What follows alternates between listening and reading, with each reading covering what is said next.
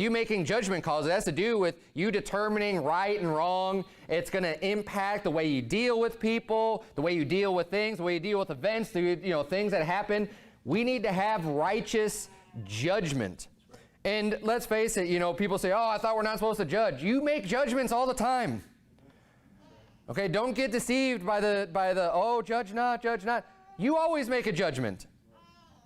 The people who tell you don't judge are making a judgment and telling you not to judge, right? I mean, that inherently is a judgment. And I'm not going to get off into the whole, teaching in Matthew 7, but there's a lot more to that chapter than just judge not.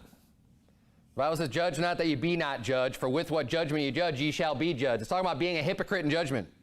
Okay, and that's also an extremely important aspect of making a judgment on things, on morality, on what's right and what's wrong, that we are not just pontificating and being hypocrites, because no one's going to respect your judgment if you're a hypocrite. No one's going to want to listen to you, right? It's going to ruin your testimony. And similarly, if you're a respecter of persons in your judgment, it's similar to being a hypocrite, and no one's going to want to listen to what you have to say if you're just a respecter of persons and you care more about who's the person saying it than what's being said. We need to understand this concept. It is a very important concept, but there's a balance that's going to come with this, and I'm going to get into that in just a little bit. But this is talking about when we make a judgment, the Bible is just clearly laying out in the law, thou shalt not respect the person of the poor, nor honor the person of the mighty. We're talking about mighty. This is talking about someone who's in a position of power, they're wealthy, whatever. So you've got two extremes. Someone who's really poor and someone who's mighty. Said it doesn't matter.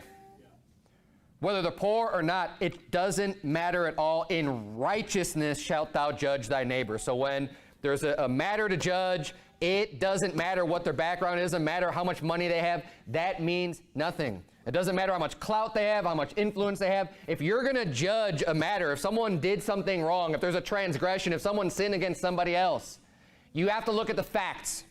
You have to look at what actually happened, and it doesn't matter who the person is.